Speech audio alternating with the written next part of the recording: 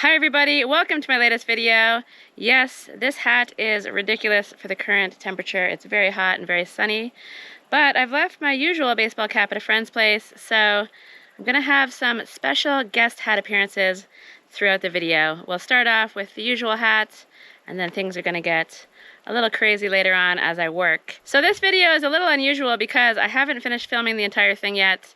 I'm in a rush to try to get ready to go to Canada, and I leave in about 3 hours. So I've got a little bit more work that I want to get done before I go, and so I don't exactly yet know what I'm going to accomplish, and I'll probably end up saying goodbye from the video from Canada as well, so that could be interesting. But so far, I've got some pesto making, some garden stuff, some chutney, had some friends over for dinner, and probably a few other things that I'm forgetting. So it's very land focused in this video, but it's still a fun one, at least the parts that I've recorded, and who knows what's gonna happen in the second half. So we'll start the video off with some garden stuff, and then I'll see you later on for some unknown tasks with unknown hats.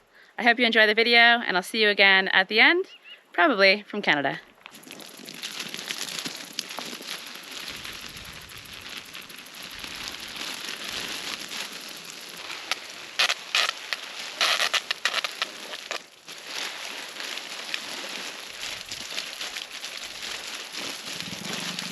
I absolutely love this flower bed. I definitely think next year I'm going to do more flowers, especially sunflowers. There's some big giant ones growing, and so I'm going to save some seeds and do a whole sunflower field next year, I hope, because they're just gorgeous. So a big thanks to my best friend Inga and my goddaughter Maya for planting this. And you can see the planting action happen in this video up here. And the garden is just doing amazing. So the flowers are great, but today I think is all about the basil, because I want to harvest almost everything down to the base and then make the motherload of pesto. And I have Sinead to help me, and Paul is here, so we should make light work of taking the leaves off of the basil, which is always what takes a lot of time. So I've got loads of basil and some beds there, and then behind me there's another huge amount as well. So much so that I'll probably end up just filling this black bucket full of it. So it could be a lot. A lot of basil means a lot of pesto, so that's always a good thing. So I'm going to get on with watering the garden.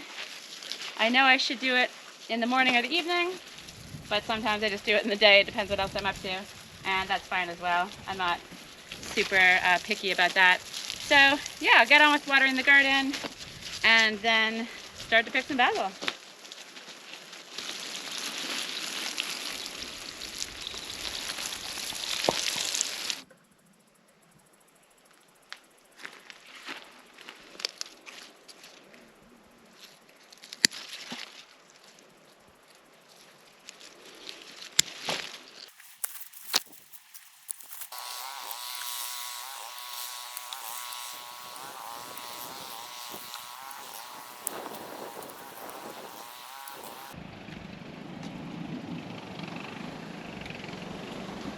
So as you can see, I'm going a little bit overboard with the pruning, but my idea is that if I cut them all back really small, I'll have loads and loads of basil for pesto. It'll give some space for the tomatoes in the garden. And when I get back in 2 weeks, I'll have, hopefully, another round of delicious, delicious pesto. I mean, delicious, delicious basil to turn into delicious, delicious pesto.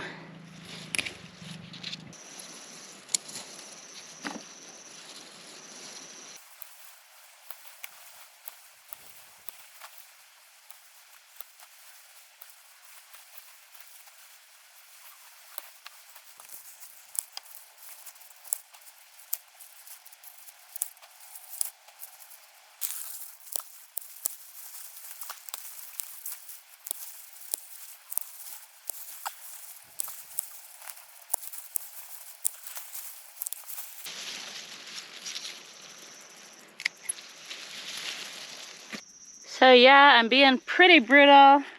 It feels weirdly satisfying. So the tomatoes definitely need a lot of love and care. Many of them are too tall for their sticks, and so they've fallen over. But that's my next job. Right now, I'm just gonna continue picking all the basil and sticking it in the bin, and then we're gonna turn it in to pesto.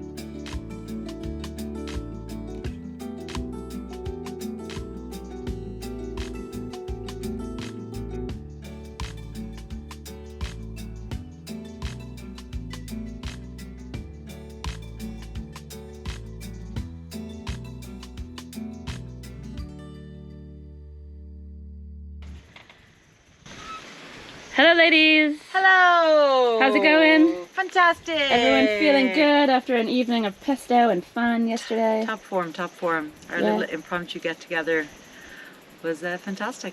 It was really nice. Yeah. Yes, It was surprise pesto, surprise guests. Yeah. Unplanned meal. It was great. Yeah. And so now, since I'm leaving for Canada tomorrow, and since the garden, our communal garden, is going crazy, we're hoping to process a bunch of stuff before I head off. And that means we have lots of chopping to do. Chop, chop, chop. You guys up for it? Yeah, of course. So we're gonna make some pickled jalapenos. I've got a jar up there that we can top up. I've got some cucumbers in here somewhere. We'll just have to wait and see. And then the onions, ginger, peppers, and tomatoes are all for a very delicious tomato chutney, which you've had before. Nom nom. Yeah, num num. Chop, chop, chop. Okay, so I guess let's get chopping. So for the chutney, everything can just be really rough, but onions hurt my eyeballs, so Sinead has kindly offered to chop those. Would you like to do the tomatoes? Yeah. Okay. Sure. So they can just go rough, and you can just stick them back in the bowl. And then, yeah, chilies, everything rough that's in this on this plate, because it's all going to get zhuzhed up with the hand blender later. And I'll take over on the jalapenos and cucumbers. Great. Happy chopping.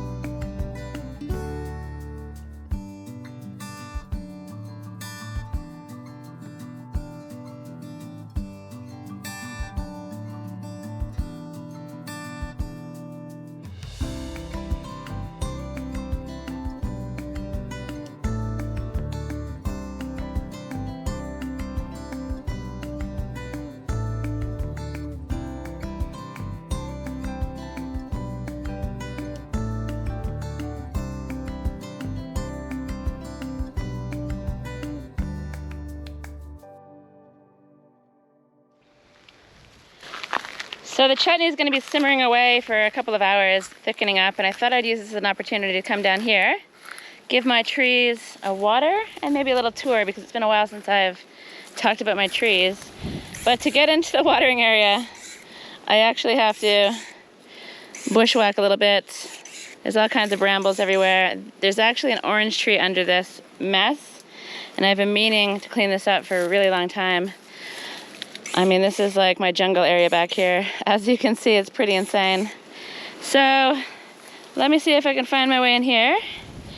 Into the jungle, into the weeds. It smells beautiful. It's very minty in here. And the tap, if I'm lucky, should be somewhere around here. There it is. Yeah, this is actually quite ridiculous. Let's get this on. And let's go give the trees a little watery love. Because at the moment, I'm probably only watering them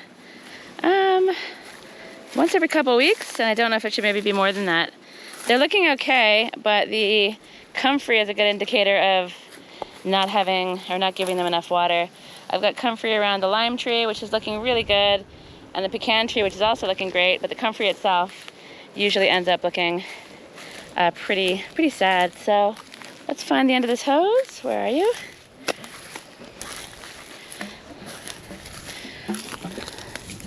So it's here. Come on, water. Let's get rid of this glove. I don't need that anymore.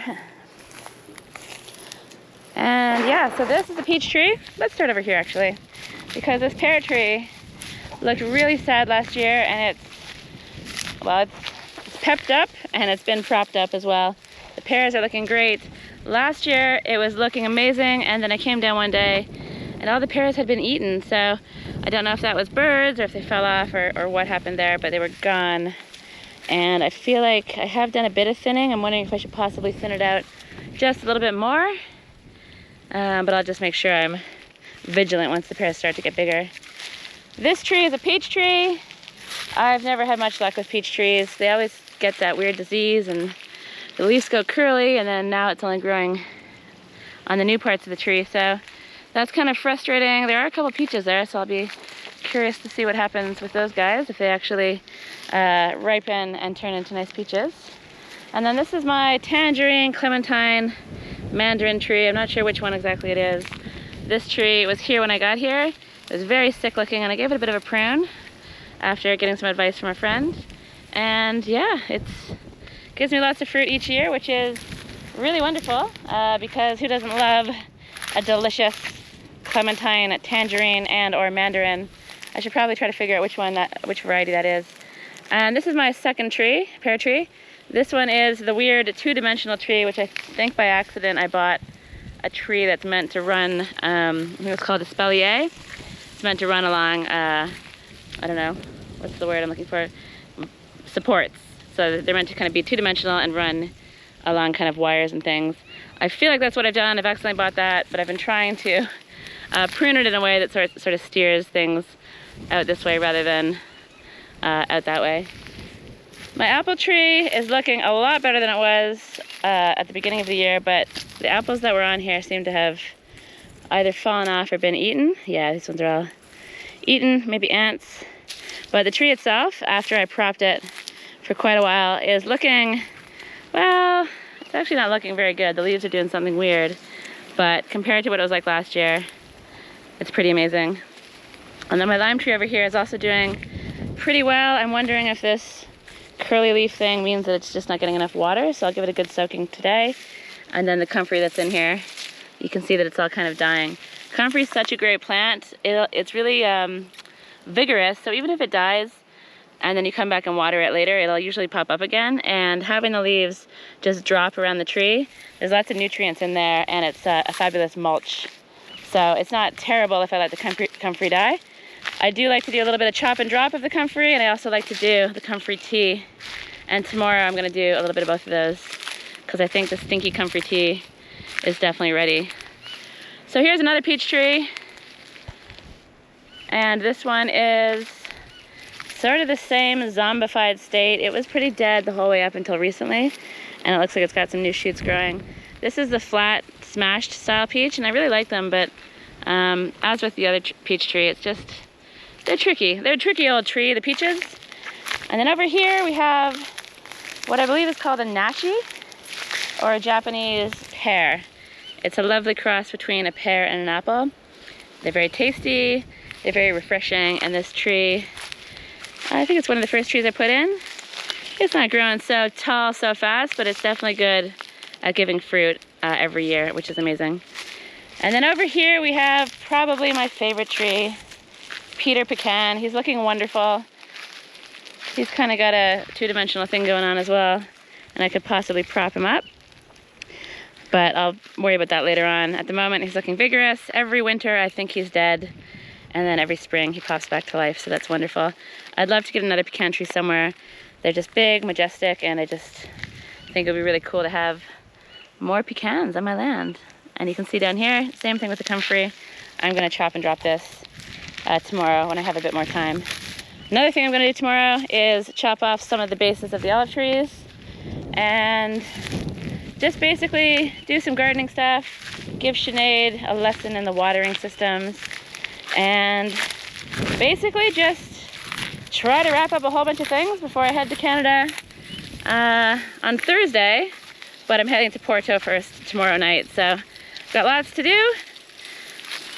But by watering the trees while I'm making the chutney, this is gonna save Sinead a job later on, so I'm happy to do it, and I'm always happy to visit my trees and to share what's going on down here.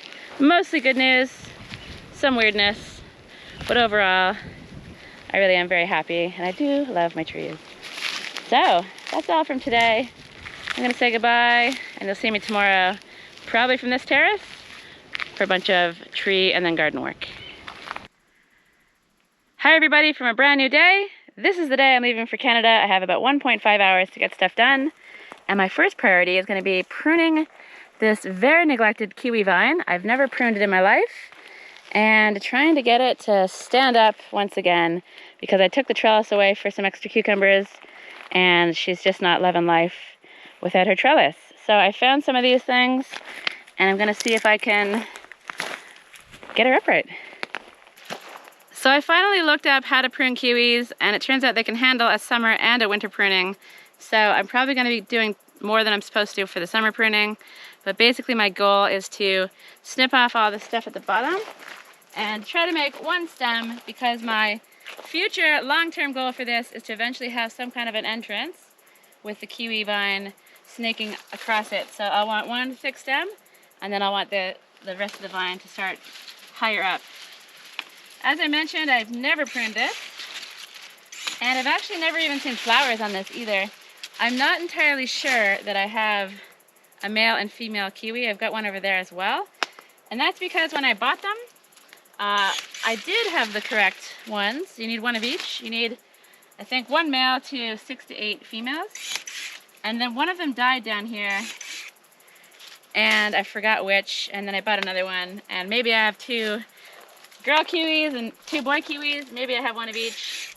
I don't really know, but besides growing tall and unruly, I've never seen any evidence of flowers or fruit on this thing. So maybe I'll choose the best branch. I think what I'll do is just keep steering it upwards for now, chop off this guy, tidy this up, and then hopefully it'll want to stay upright. I really am impressed and quite surprised with how strong this part of the vine is. It's been flipping and flopping back and forth for the past couple weeks. I don't think my chili plants under here really like it, so it's time to solve this problem. Let's get rid of this one. It's kind of a major cut, but sometimes you have to sacrifice to move forward.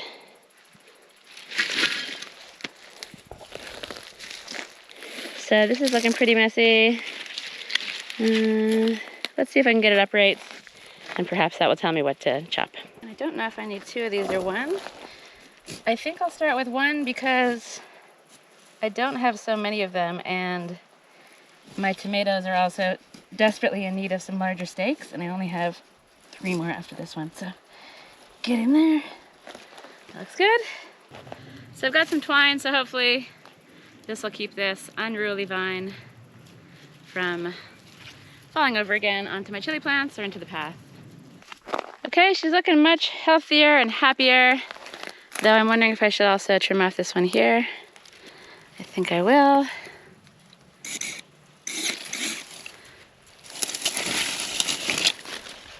And yeah, I'm much happier with this. Give her a good water, and hopefully she stays put. So next up, I have lots of hunched over tomato plants that need some attention, but before I get to that, I've noticed that the basil that I cut back very severely just a few days ago is already starting to flower and bolt.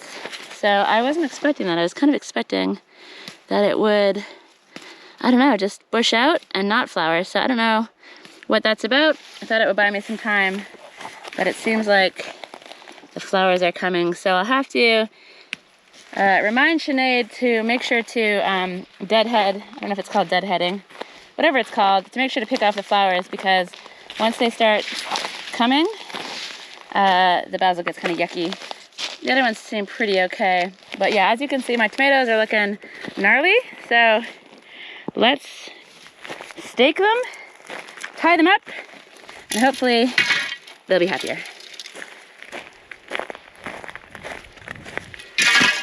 So I have lots of tomatoes in need of love and attention, but I think I'm just gonna start with the worst ones and go from there.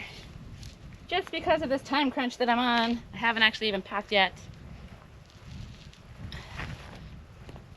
Ooh,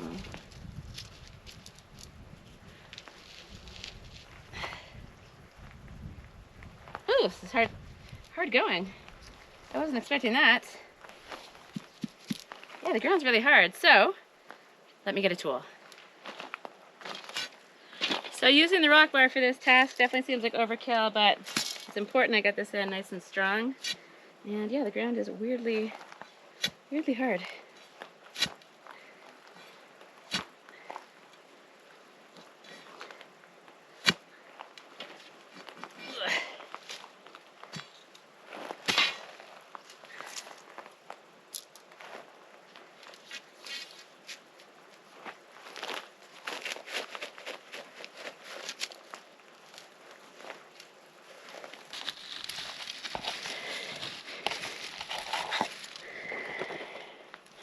I think that'll do.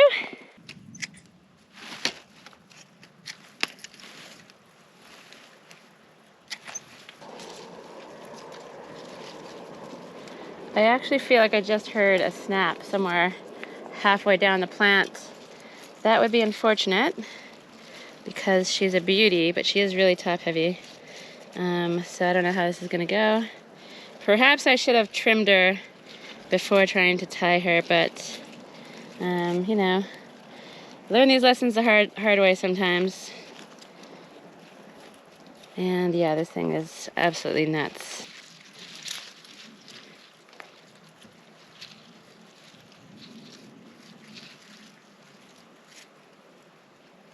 This is a bit more tricky than I was anticipating. It is amazing how heavy these plants are. I know that it's laden with tomatoes at the bottom, but the top part doesn't really have any tomatoes, and even it is pretty heavy feeling.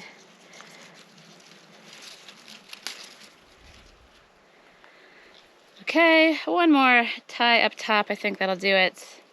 And then I'll just carry on off camera doing the rest of the tomatoes. I think I have about 3 more that need attention. And then you'll see me again soon. New job, new hat.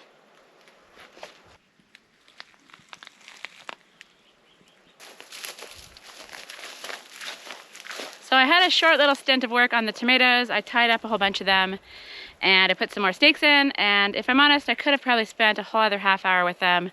However, I'm on a time crunch, and my next task, and it's only gonna take me about 10 minutes, but that's all I've got, is to try to trim a path to the top to the bottom hose, which has been overgrown and it's looking pretty scary. So I'm going in with the strimmer and I'm gonna see if I can bushwhack a path to the water.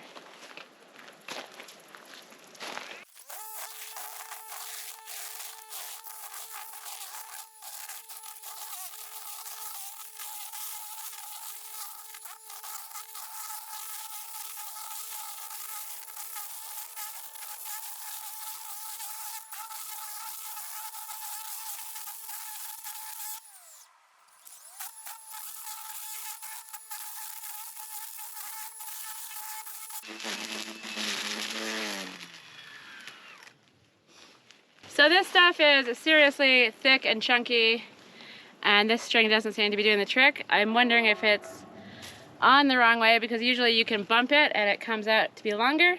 But you know what? I feel like this is good enough. I can see the tap. I'm on a time crunch, and changing the string is time consuming and annoying. So I'm just gonna call it on that. The tap is there. A person can walk through, and I'm happy enough with that. So I'm gonna take this ridiculous hat off because it's really hot out here. I need to do some packing, do some dishes and all that stuff. But before I do, it looks like the lime tree leaves have uncurled a little bit. It had a really nice drink and it's looking a lot more healthy. So I'm gonna go up and get ready. And next time you see me, it'll be from Canada.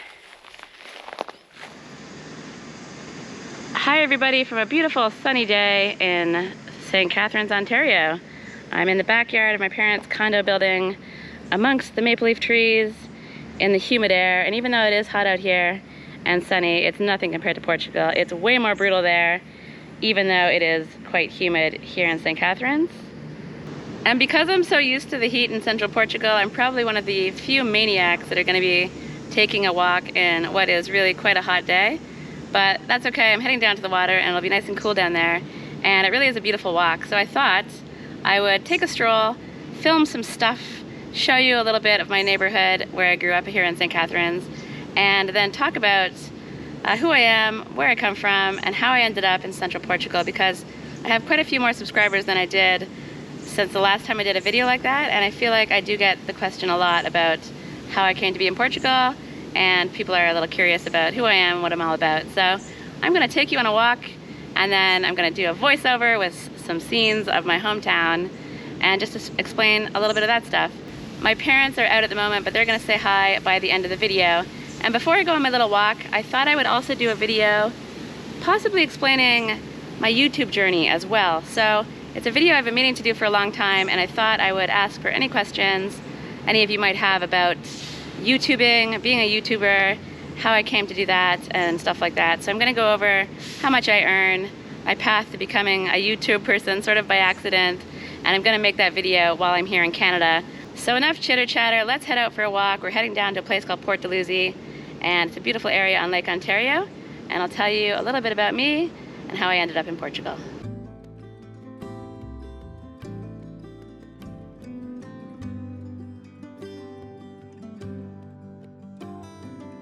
As I mentioned, I'm from St. Catharines. I spent most of my life living here, and I probably got the travel bug from an early age because my dad is from Scotland, and we would spend most of our family vacations going back over to Scotland to visit the family there, and it probably gave me a taste of what it is to travel. And I feel like I wanted to go traveling ever since I was maybe in my early teens. I was buying books about it and researching it, and I just always wanted to go backpacking, but I needed to get through university first. So I was lucky enough to get out of university debt-free, and that's because I spent a lot of time working, which meant that I was able to leave without owing loads of money, but it also meant that I was probably itching to get away. There was one summer during university when I went with a friend to the UK. We traveled around for about 3 weeks, and I met loads of Australians that were just living their life, working as they were going, traveling around the world. And it was the first time I saw that you didn't need to be super rich to travel. You could just work as you went, picking up jobs here and there. And so then the following summer, I went to Galway in Ireland, and I spent a whole summer there working, scrubbing toilets, changing beds in a backpacker's hostel for 3 months. And then I did a month backpacking around Europe on my own. And that was it cemented. I was definitely hooked on travel. And so when I finally graduated university in 2001, I split. I booked a one-way ticket to Australia. I had a working holiday visa in hand, good for a year. And I ended up bumming around Australia for a full year, scrubbing toilets again, changing beds, and picking a lot of fruit. I'm lucky enough to have a British passport because my dad's from Scotland. And so after Australia, I decided to go one way to the UK, and I ended up working in Glasgow, and that was my plan. But I ended up getting a job as a travel agent down in London. So I moved down there in, I think, 2002. And then after 5 years in London, I was ready to hit the road again, and I took my savings and headed one way to Asia. I think my first stop was the Philippines. But in that time, I discovered a volunteering organization, which at the time was called Hands-On Disaster Response. And I decided to volunteer with them. And the first project that I found was in Bangladesh. And that basically got me hooked on this type of volunteering. And then I just followed Hands-On Disaster Response around the world for about 3.5 years. And that's where I met Sinead. After Bangladesh, the next project was in Haiti. In 2008, it was after a whole bunch of hurricanes sort of hit one city called Gonaive and completely flattened it, filled it with mud, And the work was basically going and helping people shovel their houses out of all the mud. And I met loads of interesting people there and had a really wonderful time. It's hard to explain what it's like. It's definitely a work hard, play hard sort of atmosphere, and you get to do some good work, meet some great people, and have a really interesting experience in fairly unusual places that most people don't get to go to. Haiti's a fantastic country. Unfortunately, it's going through some really tough times at the moment, but I've had lots of really amazing times there and met some wonderful Haitian people and wonderful international friends as well that I'm still in touch with to this day. So it was really fascinating work, very rewarding, and I feel like it was a big part of my identity at the time. And yeah, like I said, I met lots of amazing people, and that's how Sinead came into my life. We've known each other for almost 20 years, and now she's my neighbor, so it's pretty amazing. So my travels were mostly volunteering related, just following disasters around. But in 2010, I decided to go to the World Cup in South Africa. I had some Australian roommates that were really into sports, and we'd already decided that we would go. At the time, I was making some really good money doing stuff online. I had lots of travel websites that I'd set up. It was at a period of time where people with small websites could make quite a bit of money selling links on their websites and selling articles. I traveled around the world probably for 5 or 6 years, making very good money doing not very much. And so that gave me a lot of opportunity to do this volunteering work and to go to these big events and just to travel all around the world. After the World Cup, I was in Africa, and I could have gone back to Haiti because I was enjoying my time there and they definitely needed a lot of help over there. But I decided instead to continue traveling in Africa. And so I headed north to Rwanda, where a friend of mine was also volunteering. And I ended up renting a room in a shared house in Kigali. I wasn't intending on staying very long. I think my plan was to stay for 1 month, and I ended up staying for 8 years and just had a great time. It's a wonderful country. If anyone has an opportunity to go, you should really check it out. It's one of the safest, cleanest places I've ever been. It's not the most lively spot, but they call it Africa Light. So for anybody who's looking for a really easy introduction to travel in Africa, including some amazing safaris, wonderful people, I definitely recommend checking out Rwanda. It's really a lovely place. So I lived there for a long time, and in that time I ended up starting a website for the city of Kigali. There was a message board, there was all kinds of information. People could talk to each other there, people could ask questions. I had restaurant reviews, hotel reviews, all kinds of stuff like that. So the website became quite a success. I had lots of advertisers on there, and I was able to pivot away from the other stuff I was doing, selling links, because that sort of died out quite abruptly. Luckily, I had the Kigali website, and then I also started to make paper tourist maps. I don't know who uses paper maps anymore. I know a lot of people really love them. I really love maps, and I just decided that Kigali was a city deserving of a map. I basically just sat down and figured out how to make a map. And because it's me and because I don't really do anything partway, I ended up making what I think is a really, really good, thorough, detailed map. It took me 2 years to make it. I walked all of the streets in Kigali with a clipboard in hand. I was sometimes on the back of a motorcycle marking things off as I passed by. But it was a really amazing project. I love doing it, and I think I have created a really beautiful product. I've done 3 editions of the Kigali map. After the success of the Kigali map, I ended up going to Kampala. Same thing, it took me 2 years. I didn't live in Kampala, but I came and went and did a map for there. And then I went to Addis Ababa in Ethiopia, made a map there. And then I did the big city of the region, Nairobi, and that was definitely a challenge. I'm really proud of my maps. I put loads and loads of work into them, and I would love to one day go back and do reprints. And my intention was actually to live in Portugal, traveling back to East Africa and keeping the maps updated, because even though the maps took 2 years each to make, doing an update is maybe something I could do in about 3 months. But then COVID hit. So COVID threw all of my best laid plans into chaos, and suddenly I was in Portugal just as COVID had closed everything down. I arrived in 2020, intending on spending 1 week with my friend Carrie and then heading to the Azores to do a natural building course.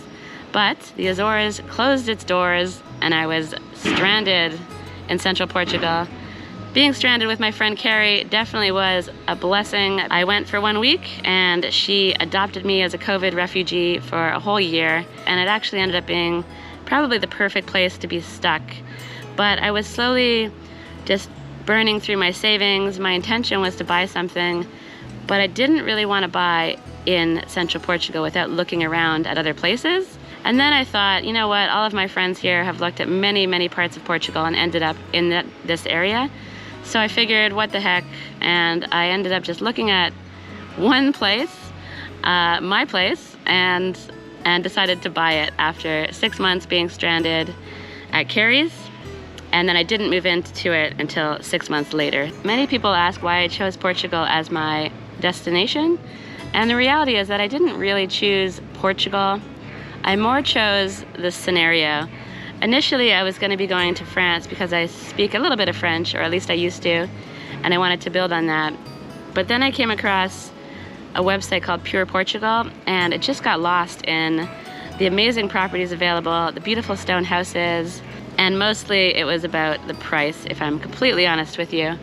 The prices were pretty insane, and I just got caught up doom scrolling through all these properties, looking at all these places. And so in 2020, my intention, as I said, was to go to the Azores, but COVID happened and everything changed. And so that's how I ended up in the area I'm in now. And I really couldn't be happier. I don't know why I was so resistant to the area. I sort of felt like it would be silly to buy a property without actually having looked anywhere else. But as I said, many of my friends ended up in the area, and so that was good enough for me.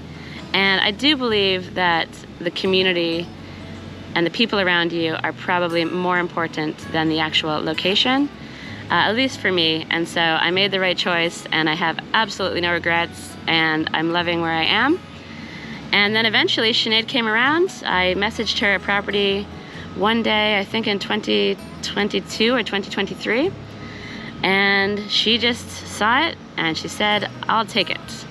And then I said, maybe you should come have a look at it first. So she hopped on a plane a few weeks later, I think, or a couple months later, had a look, decided to go through with the process of buying it, and then moved into it, I think a couple years later.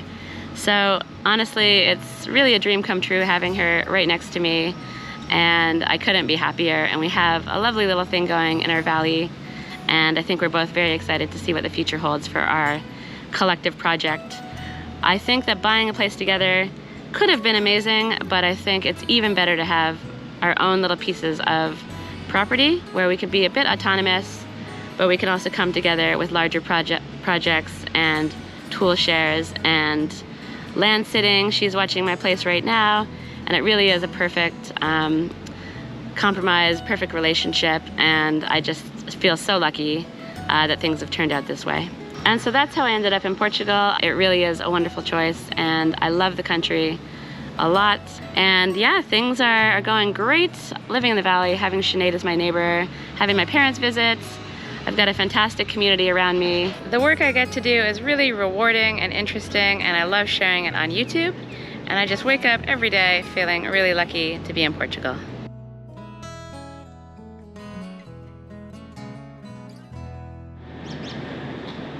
Okay, we're back in the backyard. Hope you enjoyed that little walk around Porto Luzzi, a little bit of information about me.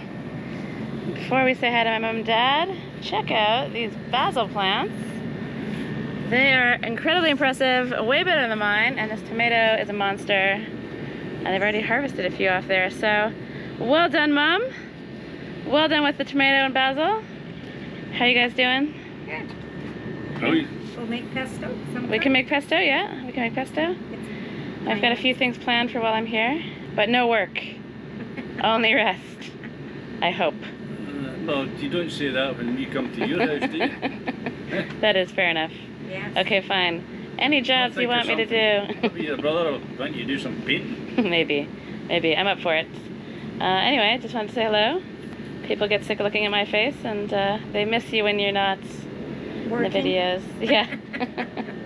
So I'm gonna enjoy a couple weeks back home here in Canada with my parents and get up to maybe a little bit of work, lots of relaxing, and some video stuff. And as I mentioned before, I'm gonna do a YouTube video about YouTube videos. So if you have any question about the whole video making journey that I've been on, please do ask them in the description and I'll try to get to them in my next video. And if you have any questions about anything else, leave it in the description as well and I'll get to those too. So as always, I'm babbling on endlessly, so I'm just gonna say goodbye from this video. Goodbye. Bye. Cheerio. Hope you enjoyed this one and I'll see you in the next one.